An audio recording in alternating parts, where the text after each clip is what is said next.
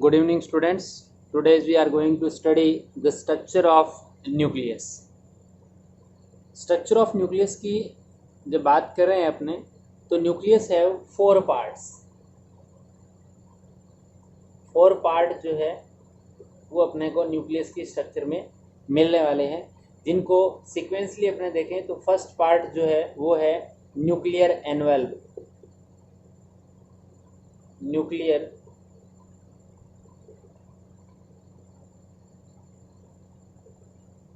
envelope या फिर आप इसको बोल सकते हैं nuclear membrane.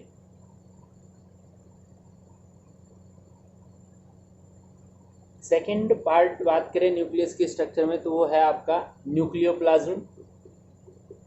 Nucleoplasm. Third point की बात करें तो थर्ड पार्ट है क्रोमेटिन फाइबर. Chromatin fibre. और फोर्थ जो पार्ट है वो आपका है न्यूक्लियोलस. न्यूक्लियोलस जो है वो अपने को मिलने वाले हैं. तो न्यूक्लियस की स्ट्रक्चर में ये 4 पार्ट जो है वो अपने को जनरली मिल रहे हैं. डायग्रामेटिकली पॉइंट ऑफ व्यू से बात करें कि न्यूक्लियस की स्ट्रक्चर किस टाइप से है, तो आप लोग इस डायग्राम को जो मैं ड्रॉ कर रहा हूँ देखें किस टाइप से ड्रॉ कर रहे हैं और क्या स्ट्रक्चर जो है वो न्यूक्लियस की अपने को मिलने वाली है. जनरली जो न्यूक्लियस होता है वो राउंड शेप का होता है और इस न्यूक्लियस के अंदर आप लोगों को 2 मेम्ब्रेन्स मिलती है. देखिए बेटा, मैंने इनर मेम्ब्रेन डेवलप कर दी, ये आउटर मेम्ब्रेन डेवलप कर रहा हूँ या ड्रॉ कर रहा हूँ.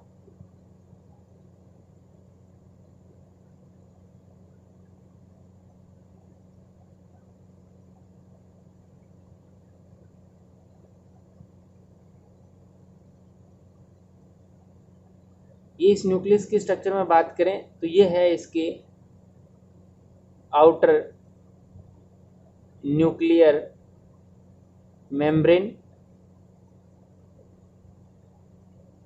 ये जो है ये है इसकी इनर न्यूक्लियर मेम्ब्रेन. और ये आप लोगों को दिख रहा होगा कि बोथ मेम्ब्रेन्स के बीच का जो स्पेस है, इस स्पेस को आप बोलते हैं पेरी न्यूक्लियर स्पेस. इसके बाद करें, इसी मेम्ब्रेन के अंदर आप लोगों को ये एरिया कुछ दिख रहा होगा, इस एरिया को बोलते हैं nuclear pore. Nuclear pore. Nuclear pore वाले एरिया में आप लोगों को लग रहा होगा कि सर इसमें आउटर मेम्ब्रेन नहीं है, ओनली इनर मेम्ब्रेन है, बट ये पोर कॉम्प्लेक्स बनेगा. इसकी स्ट्रक्चर भी अपने अलग से डिस्कशन करेंगे कि पोर कॉम्प्लेक्स की स्ट्रक्चर कैसी होती है. इसके अलावा बात करें इसके अंदर न्यूक्लियस में तो अपने को ये इस टाइप से एक डेंस कलर की स्ट्रक्चर जो है वो अपने को मिलने वाली है. इस डेंस कलर की स्ट्रक्चर को आप नेम देते हैं न्यूक्लियोलस. क्या बोलते हैं बेटा इसको बोलते हैं न्यूक्लियोलस. न्यूक्लियोलस नेम देते हैं. इसी न्यूक्लियोलस के साथ अटैच होता हुआ एक थ्रेड लाइक स्ट्रक्चर जो है वो अपने को इस टाइप से मिलने वाली है इस न्यूक्लियस के अंदर. This thread like structure is known as chromatin network. chromatin network. ये आपको थ्रेड लाइक स्ट्रक्चर. और इस एरिया के अंदर आपको जो लिक्विड मिलता है उस लिक्विड को ही आप लोग नेम देते हैं न्यूक्लियोप्लाज्म. क्या बोलते हैं बेटा इसको? न्यूक्लियोप्लाज्म.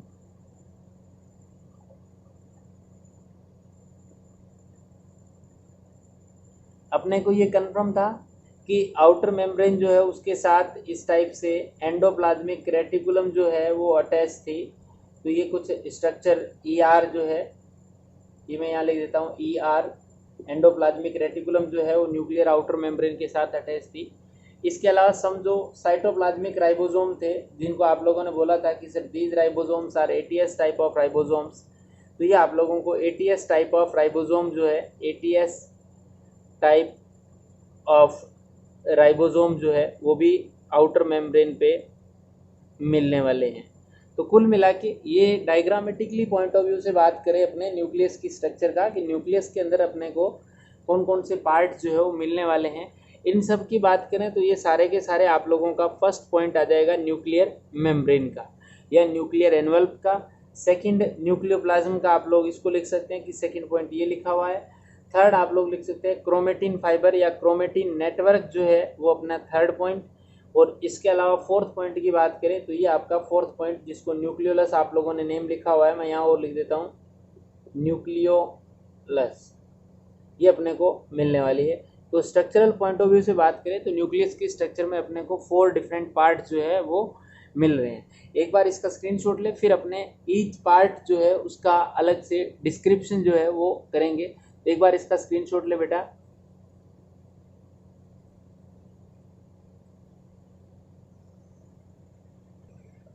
देखो बेटा, मेम्ब्रेन के पॉइंट ऑफ व्यू से बात करें तो फर्स्ट पार्ट जो न्यूक्लियस की स्ट्रक्चर में आप ले रहे थे न्यूक्लियर मेम्ब्रेन का, उस न्यूक्लियर मेम्ब्रेन में आप लोगों ने लिखा कि सर इसके अंदर आउटर एंड इनर मेम्ब्रेन थी और दोनों के बीच का जो स्पेस था जिसको आप लोगों ने बोला पेरी न्यूक्लियर स्पेस। अपने इसका डिस्कशन नहीं कर रहे, आप लोग मेम्ब्रेन से रिलेटेड ही एक पॉइंट आप लोग डिस्कस कर रहे थे, न्यूक्लियर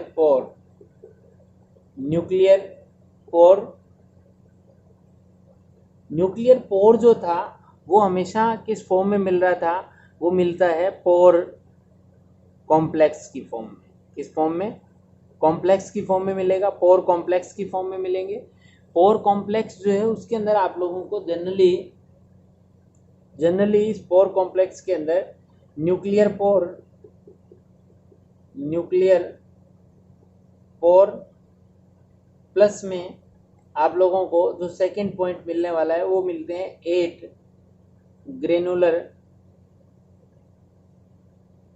ग्रेनुलर स्ट्रक्चर्स। और इन 8 ग्रेनुलर स्ट्रक्चर्स को आप लोग अदर नेम जो है वो नेम देते हैं एनुलस। तो इन एनुलस की और न्यूक्लियर पोर की जो कलेक्टिव स्ट्रक्चर है उस कलेक्टिव स्ट्रक्चर को ही आप लोग नेम देते हैं बेटा क्या? Pore complex. यानी पोर कॉम्प्लेक्स के अंदर न्यूक्लियर पोर प्लस में ग्रेनुलर स्ट्रक्चर मीन्स एनुलस जो है वो अपने को मिलने वाली है। और ये जो न्यूक्लियर पोर होते हैं इनके थ्रू ही क्या होता है, न्यूक्लियोप्लाज्म एंड साइटोप्लाज्म जो है उनके बीच में एक्सचेंज ऑफ मटेरियल अकर्स। यानी इन्हीं न्यूक्लियर पोर्स के थ्रू ही अपने को ये कंफर्म है कि ये सेल थी, इस सेल के अंदर ये न्यूक्लियस है, तो इस न्यूक्लियस की मेम्ब्रेन में आप लोगों को कहीं पोर मिल रहा है, तो ये था साइटोप्लाज्म और ये आपका था न्यूक्लियोप्लाज्म। तो न्यूक्लियोप्लाज्म और साइटोप्लाज्म के बीच में जो एक्सचेंज ऑफ मटेरियल है वो किसके थ्रू होता है बेटा? न्यूक्लियर पोर के थ्रू ही होता है। इसके अलावा एक्सचेंज या transfer of mRNA and nucleotides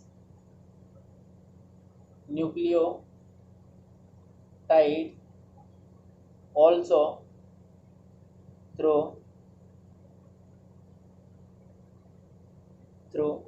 these pores। यानी इन्हीं पोर्स के थ्रू ट्रांसफर होता है किसका? mRNA मॉलिक्यूल का और न्यूक्लियोटाइड्स का। कैसे होता है कि इस एरिया के अंदर न्यूक्लियोटाइड है, वो न्यूक्लियोटाइड डीएनए फॉर्मेशन के टाइम, mRNA फॉर्मेशन के टाइम में डीएनए टू डीएनए बनने की प्रोसेस जो होती है, डीएनए टू डीएनए, इस प्रोसेस को बोलते हैं रेप्लिकेशन। क्या बोलते हैं बेटा? रेप्लिकेशन। और डीएनए टू आरएनए बनने की जो प्रोसेस है इसको बोलते हैं ट्रांसक्रिप्शन। तो ये कह रहा है कि डीएनए रेप्लिकेशन एंड ट्रांसक्रिप्शन की जो प्रोसेस होती है उस प्रोसेस के अंदर डिफरेंट टाइप्स ऑफ न्यूक्लियोटाइड्स जो है उनकी रिक्वायरमेंट होती है, और ये दोनों की दोनों प्रोसेस जो है वो न्यूक्लियोप्लाज्म में कंप्लीट होती है। तो न्यूक्लियोप्लाज्म में ये जो प्रोसेस कंप्लीट होगी तो इन प्रोसेस के लिए जो न्यूक्लियोटाइड्स चाहिए वो किसके थ्रू आएंगे, साइटोप्लाज्म से ही आएंगे। तो न्यूक्लियोटाइड का इनसाइड मूवमेंट, और इनसाइड मूवमेंट करने के जस्ट बाद में जो इनसाइड के अंदर आप लोगों को एमआरएनए मॉलिक्यूल सिंथेसिस होगा, वो एमआरएनए मॉलिक्यूल आउटसाइड जाएगा at the time of protein synthesis. तो एमआरएनए की मूवमेंट और इसके अलावा न्यूक्लियोटाइड की मूवमेंट जो है वो किसके थ्रू होती है, इन्हीं न्यूक्लियर पोर के थ्रू होती है। तो एक बार इसका स्क्रीनशॉट ले, मैं चलो स्क्रीनशॉट से पहले मैं आपको इधर इसका डायग्राम जो है वो बता देता हूँ। ये इस टाइप से सपोज दैट इसकी आउटर मेम्ब्रेन है, इस आउटर मेम्ब्रेन में आप लोगों को ये मिल रहा है न्यूक्लियर पोर, न्यूक्लियर पोर, और ये इसकी इनर मेम्ब्रेन है, और इस इनर मेम्ब्रेन के अंदर भी आप लोगों को न्यूक्लियर पोर मिल रहा है। ये इनर मेम्ब्रेन, इनर मेम्ब्रेन, और ये है इसकी आउटर मेम्ब्रेन, आउटर मेम्ब्रेन। अब ये कह रहा है कि इस आउटर और इनर मेम्ब्रेन के अंदर जो मैंने इस टाइप से ड्रॉ किया है ये है आपका पोर, चैनल पोर या पोर, न्यूक्लियर पोर। और इस न्यूक्लियर पोर में ये कह रहा है कि आपको एनुलस मिलती है। एनुलस आपने कहा कि सर 8 ग्रेनुलर स्ट्रक्चर्स होती है, मैं यहाँ 3 ही ड्रॉ कर रहा हूँ इसके अंदर, वैसे होती कितनी है, इनकी नंबर कितनी होती है बेटा, 8 होती है कुल मिला के। ये है एनुलस, ये ब्लू कलर की जो अंदर लिखा है वो है एनुलस। इस एनुलस प्लस न्यूक्लियर पोर दोनों को मिला के इस कंप्लीट स्ट्रक्चर को आप लोग नेम देते हैं पोर कॉम्प्लेक्स, पोर कॉम्प्लेक्स। तो मेम्ब्रेन के पॉइंट ऑफ व्यू से बात करें तो ज़्यादा कुछ इम्पोर्टेंस यदि रख रहा है इस न्यूक्लियर मेम्ब्रेन में तो वो आता है आपका पोर कॉम्प्लेक्स या न्यूक्लियर पोर जो है, जिसके थ्रू साइटोप्लाज्म एंड न्यूक्लियोप्लाज्म के बीच मटेरियल का एक्सचेंज होता है। इसके अलावा आप ये कह सकते हैं कि इनके through he mRNA and nucleotides का भी एक्सचेंज जो है वो इन्हीं न्यूक्लियर पोर्स के थ्रू होता है। तो एक बार इसका स्क्रीनशॉट लें, फिर अपने सेकंड पार्ट जो है इसका यानी न्यूक्लियोप्लाज्म जो है उसका डिस्कशन करने वाले हैं। एक बार इसका स्क्रीनशॉट ले बेटा।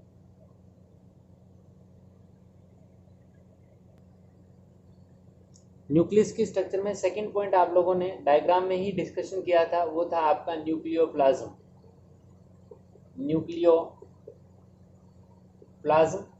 न्यूक्लियोप्लाज्म की बात करें तो आप ये कह सकते हैं कि सर न्यूक्लियोप्लाज्म जो है वो टर्म जो है वो देने वाला साइंटिस्ट था, term given by Strasburger, term given by Strasburger. और ये जो न्यूक्लियोप्लाज्म है ये आप लोगों का एक सेमी सॉलिड ट्रांसपेरेंट लिक्विड है। इसके अलावा बात करें इस न्यूक्लियोप्लाज्म के अंदर ही अपने को nucleolus and chromatin network present in this nucleoplasm।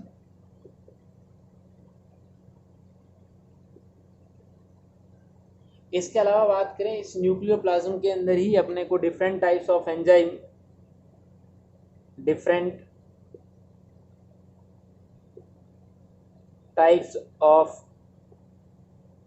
Enzymes also present in this nucleoplasm। Particular बात करें आप लोग enzyme for replication and transcription. अभी आप लोगों ने स्टडी किया था या बताया था मैंने आप लोगों को कि डीएनए टू डीएनए फॉर्मेशन हो रही है, तो उसके लिए रेप्लिकेशन उस प्रोसेस को, और डीएनए टू आरएनए की फॉर्मेशन हो रही है तो उस प्रोसेस को आप क्या बोलते हैं, ट्रांसक्रिप्शन बोलते हैं। चाहे रेप्लिकेशन की प्रोसेस हो चाहे ट्रांसक्रिप्शन की प्रोसेस हो, both type of process are required different types of enzyme, and these enzymes are present in nucleoplasm and promote these process replication and transcription within this nucleoplasm। तो ये आपका second point था nucleoplasm. इसके बाद third part बात करते हैं आप लोग क्रोमेटिन फाइबर्स की या क्रोमेटिन नेटवर्क की बात करते हैं।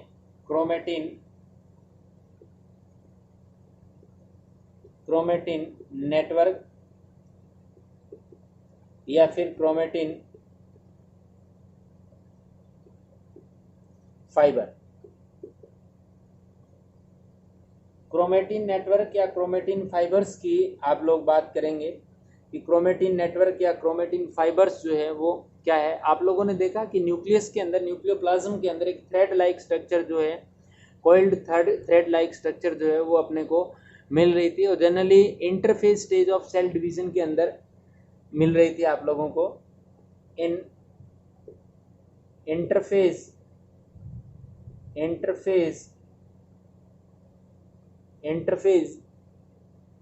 stage of cell cycle,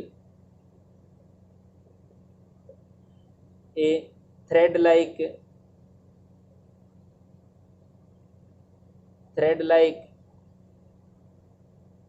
structure is present in nucleoplasm, which is known as chromatin thread या क्रोमेटिन फाइबर या फिर क्रोमेटिन नेटवर्क। कुछ भी डिस्कशन कर लें, कुछ भी नेम दे दें। अपने को जो थ्रेड लाइक स्ट्रक्चर मिल रही है interphase stage of cell cycle, interphase cell stage जो है सेल साइकिल की वो क्या होती है वो अपने डिस्कशन करेंगे जब सेल डिवीजन करेंगे।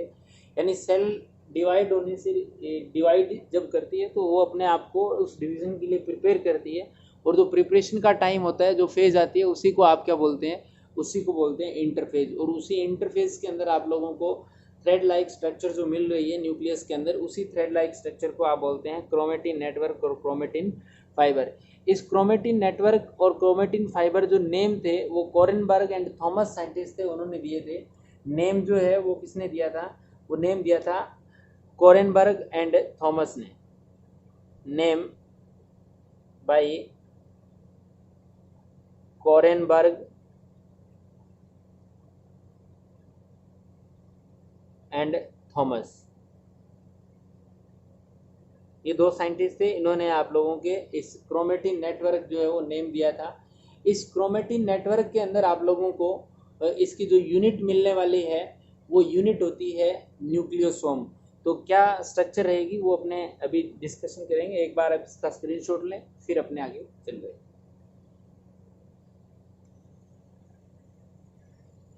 देखो बेटा, इस क्रोमेटिन फाइबर की, क्रोमेटिन नेटवर्क की बात करें तो इस क्रोमेटिन फाइबर की यूनिट ऑफ क्रोमेटिन फाइबर जो है वो आप लोगों को मिलती है न्यूक्लियोसोम। इस न्यूक्लियोसोम की बात करें तो अपने इसकी स्ट्रक्चर डिस्कशन कर रहे हैं। स्ट्रक्चर ऑफ न्यूक्लियोसोम की बात करें तो इसके अंदर आप लोगों को टू पार्ट्स मिलते हैं। एक तो मिलती है कोर प्रोटीन मिलेगी, और इसके अलावा इसमें डीएनए कंटेंट मिलेगा,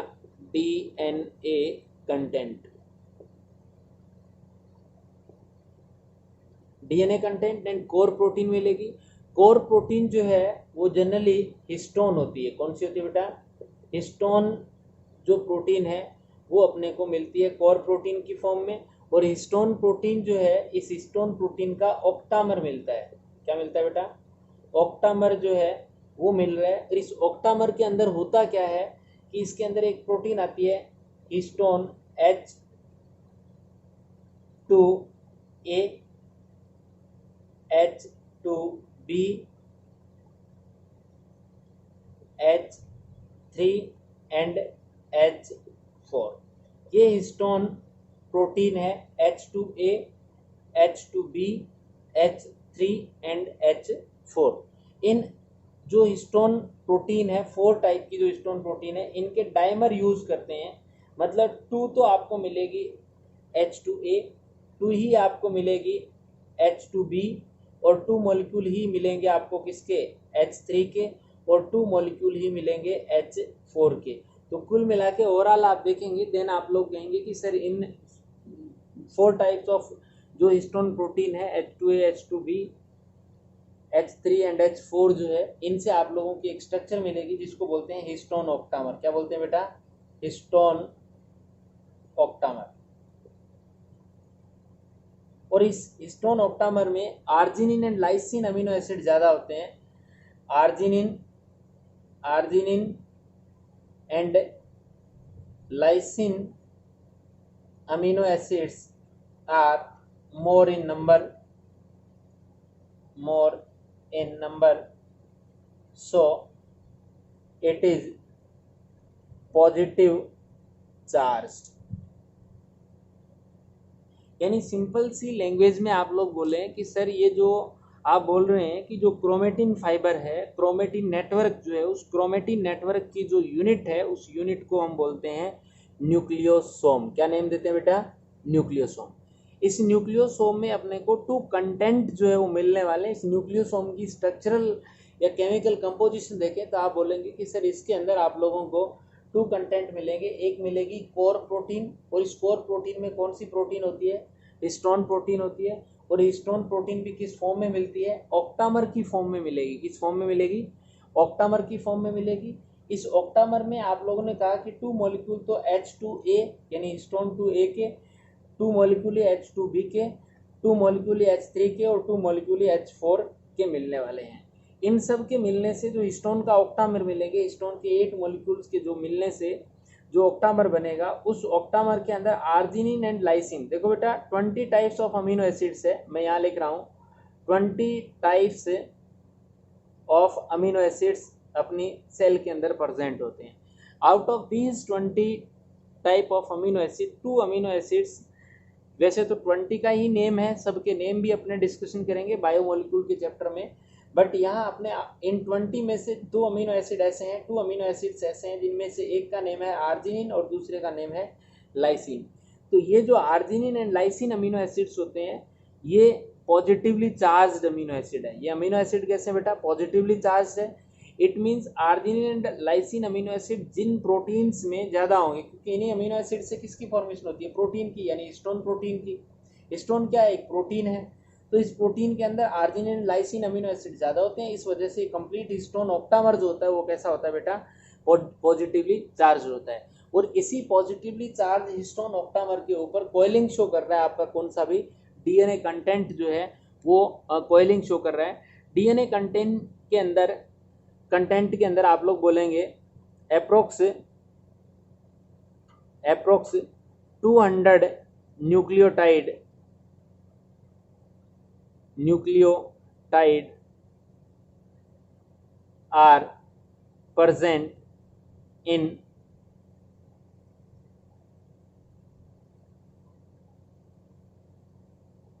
this part। यानी सिंपल सी बात है, डीएनए कंटेंट है तो डीएनए के यूनिट जो है वो क्या होती है बेटा, न्यूक्लियोटाइड्स है, या बेस पेयर लिख देता है कई बार यहाँ पे, बेस पेयर बीपी। तो इन अप्रोक्स 200 बेस पेयर या 200 न्यूक्लियोटाइड्स जो है वो मिलते हैं आप लोगों को किसके अंदर, 1 न्यूक्लियोसोम के अंदर मिलेंगे, या डीएनए कंटेंट के अंदर 200 बेस पेयर मिलेंगे। जो ओल्ड कॉन्सेप्ट था, ओल्ड कॉन्सेप्ट तो ये कह रहा है, ओल्ड कॉन्सेप्ट तो कह रहा है कि इनकी नंबर 166 बेस पेयर है। न्यू कॉन्सेप्ट कह रहा है 147 बेस पेयर है। और ये आपके 200 बेस पेयर की बात कौन कर रही है, ये कह रही है आपकी एनसीईआरटी। NCERT के according approx 200 nucleotides base pairs are present in one molecule of nucleosome, while old according to old concept 166 base pair are present, and according to new concept 147 base pairs are present in one nucleosome.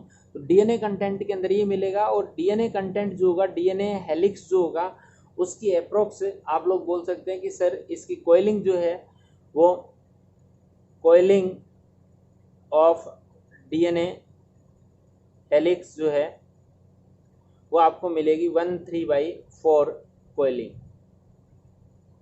यानी जो octamer होगा उस octamer के बाहर की तरफ 1/3/4 round किसके मिलेंगे आप लोगों को, डीएनए हेलिक्स के मिलने वाले हैं। तो एक बार इसका स्क्रीनशॉट लें, फिर अपने इनका डायग्राम जो है वो डिफरेंट जो पार्ट मैंने बताए हैं इन डिफरेंट पार्ट्स के डायग्राम जो है वो भी डिस्कशन करेंगे। एक बार इसका स्क्रीनशॉट ले बेटा।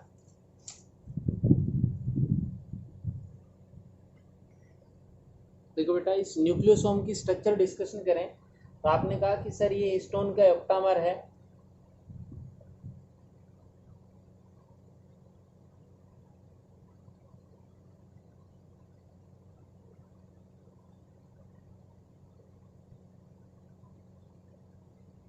ये सपोज दैट ऑक्टामर है H2A H2A H2B H2B H3 H3 H4 H4।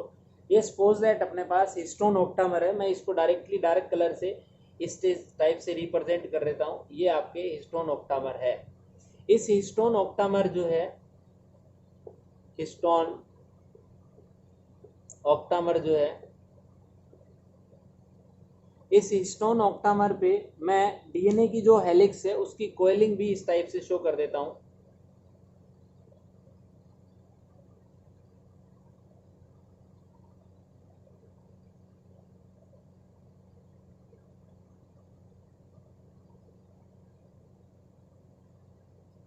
ये suppose that DNA coiled DNA molecule जो है वो इस टाइप से है।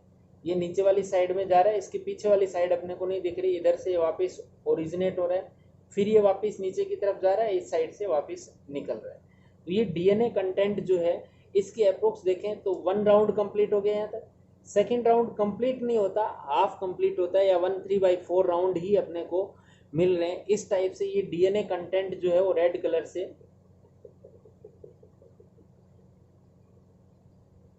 मैं थोड़ा डार्क और कर देता हूँ इसको उल्टा।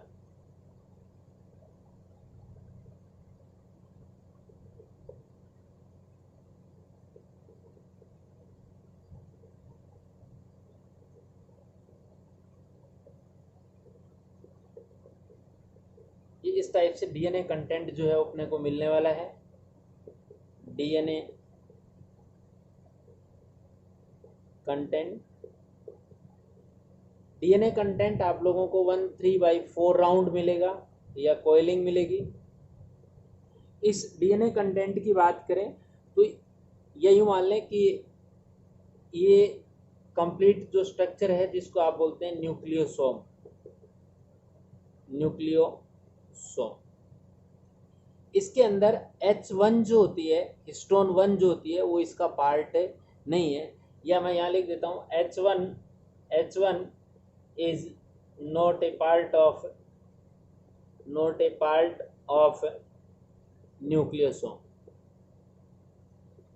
ये न्यूक्लियोसोम का किसी भी एंगल में कोई पार्ट नहीं है। या यूँ मान लें कि डीएनए कंटेंट जो है वो कोइल्ड होता है wrapped around histone octamer, and histone octamer have 8 type of histone protein H2A H2A H2B H2B H3 H3 H4 H4, यानी 4 टाइप की जो हिस्टोन प्रोटीन थी उसकी 2 मॉलिक्यूल जो है अपने को मिलने वाले हैं। और ये जो स्ट्रक्चर बनती है, इस स्ट्रक्चर को ही आप बोलते हैं न्यूक्लियोसोम। इस पूरी कंप्लीट स्ट्रक्चर को क्या बोलेंगे बेटा, न्यूक्लियोसोम नेम देंगे। अब ये न्यूक्लियोसोम जो है वह अप्रोक्स 6 न्यूक्लियोसोम जो है, 6 nucleosome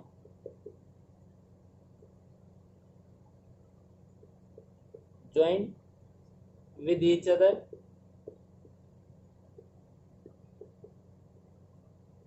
and form solenoid।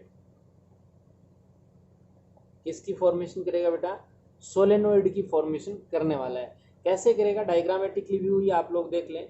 Suppose that ये अपने पास हिस्टोन का ऑक्टामर है, मैं यहाँ ऐसे ही ड्रॉ कर रहा हूँ इनको, ये हिस्टोन ऑक्टामर है सपोज दैट,